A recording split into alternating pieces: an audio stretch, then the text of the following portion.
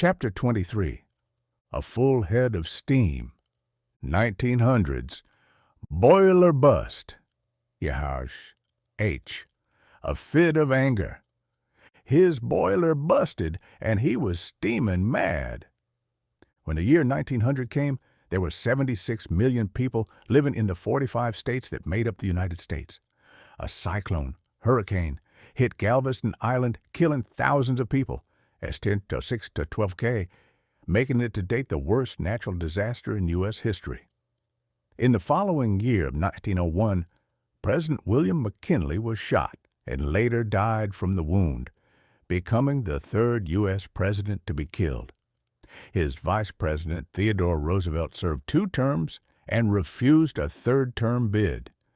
Later, he was shot in 1912 and carried the bullet for the rest of his life. The progressive age began to impact Searcy County. As the new century began, the number of rich families climbed exponentially from 100 or so millionaires in the 1870s to 4,000 in 1892, and reached 16,000 in 1916 at the end of the era. The U.S. population broke 100 million people in the year 1915. The number of immigrants coming to the New World far exceeded anyone's expectation, and the free land was going fast. The prime land went first, and after 40 years of the Homestead Act, 1862, the good land was claimed. The oak timber of the Ozarks had been left mostly untouched. The softer cedar and pine were the choice for building, as it was much easier to cut and shape. A few cedar log structures still exist on the Buffalo River. The Parker Hickman farmstead near Irby in Newton County has cedar logs from the mid-1850s. Cedar resists rot better than pine, but pine is stronger. The coming of steam power revolutionized the timber industry. The wagon wheel and the water wheel had established settlers in the hills, but boiling water brought a new power to the remote region, and the landscape underwent its biggest change. Hardwood timber was in demand for handles, wheel hubs, barrel staves, structural lumber, furniture, and cross ties. The rapid growth of railroads created a big demand for the cross ties needed to lay track. This established sawmills throughout the Ozarks, providing the demands for its hardwoods. Steam power enabled the removal of the heavy logs, and steam provided the necessary horsepower to rip the logs into flat-sided dimensions for factories to create finished products. Reducing a large tree into pieces that could be lifted and handled by a man was a feat replicated many times over at a rate never witnessed before. The sawdust created was a marvel to the older men who had mostly hewed logs with a broad axe and split logs to create boards. Logging had gone from chips to sawdust. Returning to the newly wedded couple of Giles and Jody Turney, she was with child in the fall of 1901. Giles, knowing that his bride of 1 year would be delivering her first child in the winter of 1902, had new shoes put on his mule for better traction in case of snow or ice. Sure enough, when Jody started into labor, it was icy up on Turney Ridge. The father-to-be took his mule and headed north off the end of the ridge and down to Bear Creek, following the creek trail to the house of Parthena Stewart. She was widowed and served her community as a midwife. Folks all called her Aunt Partheny. Giles promptly put Aunt Partheny on his shod mule and took hold of the lead rein. Guiding his mule up the mountain, he encountered ice and had to get behind the mule and hold on to its tail to pull him up the mountain in the ice. On January 29, 1902, their firstborn was a girl who they named Etta Melinda Turney. Just before Etta's first birthday, a brother named Floyd was born into the family, January 2, 1904. And then 2 years later, another brother named Bethel was born, February 11, 1906. The young Turney family was the pride of their pa and mother. While there had been a few newspapers available to the folks of Searcy County, printing news, much like the timber industry, sprung up in Leslie and Marshall in Leslie. The Leslie News, 1903. The Leslie Banner, 1909. The Leslie 80, 1912. The Trailblazer, 1910, changed its name to the Leslie Herald. In Marshall, the New Era, 1884-1885, the Dollar Times, 1887, the Marshall Educator, 1889-1902, the Mountain Echo, 1891, the Searcy County Enterprise, 1912, the Marshall Republican, 1890, then merged with the Mountain Wave, 1892, which remains today. Not only were there several newspapers to read, but catalogs and magazines became popular, and the availability of kerosene, coal oil, allowed folks more freedom to sit and read or look at pictures after dark by an oil-burning lamp. The Bible was the main book that was read, but a couple of new popular books from the era were The Wonderful Wizard of Oz and The Call of the Wild. Those new books and some of the classics were read at schools and homes. The availability of public school began to influence children to learn to read and write. Therefore, they would want more and more to read. The town of Leslie, which had originally been called Wiley's Cove, rivaled the town of Marshall at the turn of the new century for prominence. The once small town had 4 stores, a grist mill, a flour mill, a blacksmith shop, and a post office. The arrival of the railroad in 1903 pushed the town ahead of Marshall, making Leslie the largest town in the county. The railroad tracks at that time stopped in Leslie, and railroad buildings were built to maintain the tracks and trains. Being at the end of the line had its advantages for the town. In about 1906, the H.D. Williams Cooperage Company moved its barrel-making operations from Poplar Bluff, Missouri, to Leslie, and grew into the largest cooperage company west of the Mississippi.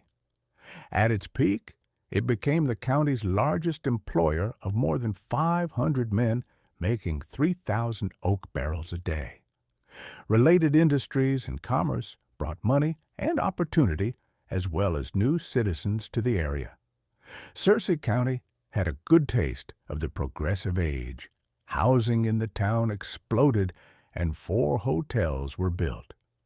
Leslie's prosperity brought new schools, churches, stores, and a host of taverns and gambling halls. There was sin at one end of town and salvation at the other. Several thousand people now called Leslie home. Money brought 4 banks to Leslie to handle the abundance of cash that was needed to process payrolls and deposits. Company-built housing for a black community was created and called a dink town, being separated from the rest of town. A large 3-story brick school building called Old Main was erected in 1909 to serve the town's white children, while a separate school was established to educate the children of the black community. The coming of railroad to Searcy County then made it profitable to haul heavy zinc ore from mines that had discovered mostly zinc, and some lead in the communities of St. Joe and Gilbert. A mine called the Big Hurricane near the border of Newton County produced a high-grade zinc ore. A switch was built off the main line and designated the Hurricane Switch. A town sprung up, and the first post office was called Switch. Soon thereafter, it was called Kilbourne, and finally changed to Pindle to honor the acting governor. A grist mill, a school, and a hotel, along with a few stores, put Pindle on the map as a railroad town. Marshall the county seat, also experienced growth during the Progressive Age because of the railroad and new industry. A public school opened, and the Marshall Academy was replaced by a new brick structure as the county's first telephone and first bank came to Marshall after the turn of the century. A flour mill opened and later generated electricity for the town. Even a stave mill was established by the Cincinnati Cooperative Company in Marshall toward the end of the decade. The new school building known as Old Main was completed in 1910.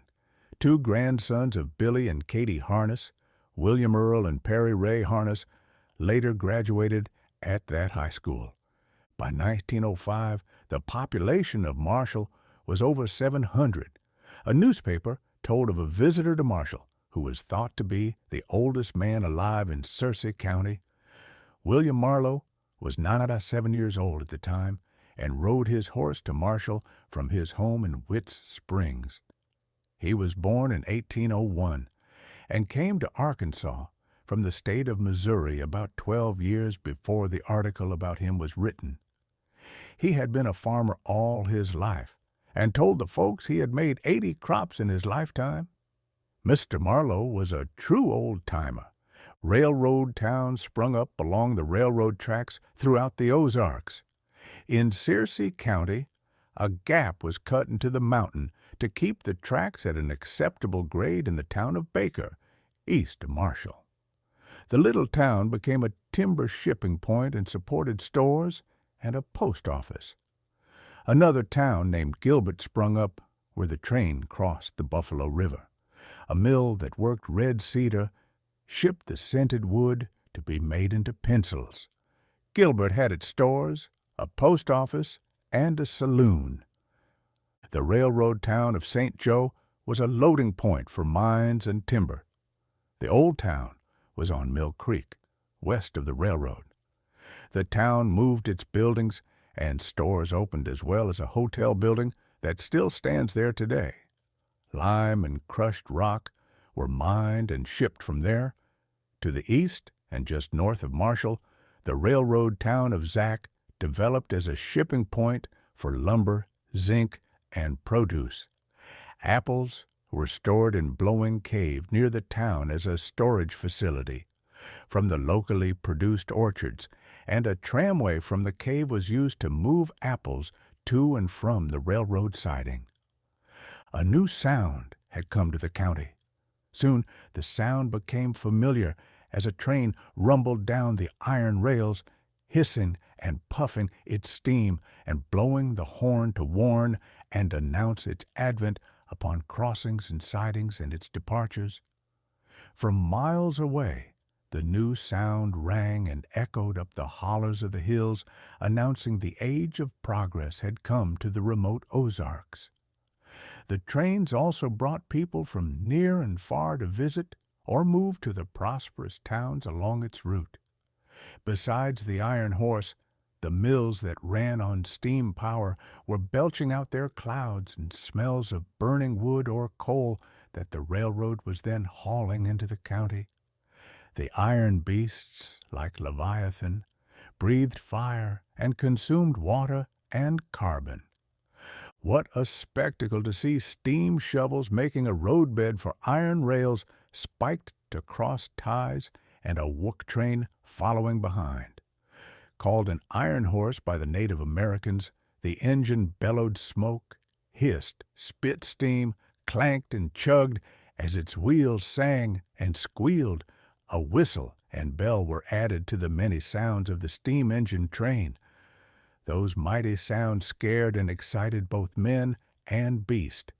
Steam power was replacing the muscle power of men and beast. While there was plenty of hard handwork to be done, the volume of product that was being turned out was staggering to the older generation that had worked with slow-turning wheels. Now things turned at such a speed that they buzzed. Many tools that had worked in strokes now turned in circles and made everything from foods to furniture at an amazing speed. Although the problem of noise and danger had increased from the machinery compared to the intelligence of a horse, mule, or dog. The operator of steam power would have to be more alert to what could suddenly go wrong. Yelling, "Whoa!" had no effect on tons of iron that needed to stop. On the head of Bear Creek and on top of the mountain near Witt, the fallout of the progress elsewhere was being felt, but by comparison, it was more primitive and serene. Billy Harness saw an opportunity to produce apples and plant a large orchard on his mountain farm while using the creek farm for growing grain and other crops for livestock and the family. Billy and Katie lived on the mountain where their children could attend school, and Billy's mother, Jenny, lived on the creek. Martin Van Buren Harness lived nearby, but specifics are not known. His first wife, Eliza Jane Sanders Harness, died at the age of 32 in the year of 1892. Children born to them are as follows: William Alec B., 1879, James Carroll B., 2/28/80, Sarah Carey, Belle B., 9-23/82, John J. B., 11/11/86, Martha Elizabeth B., 01/86, John Martin B., 5/29/88, Mary Ellen by 3/1990. Reflection: Jenny Harness had come to the Ozarks from Tennessee as a child. She most likely came in an ox cart. Later, she owned a mare and probably a mule in time, but it is doubtful that she ever rode a steam-powered train or a gas-powered automobile in her 102 years of life. Changes can sometimes be scary and make us resist it, but change is inevitable, and our growth from it is optional. Be strong and courageous.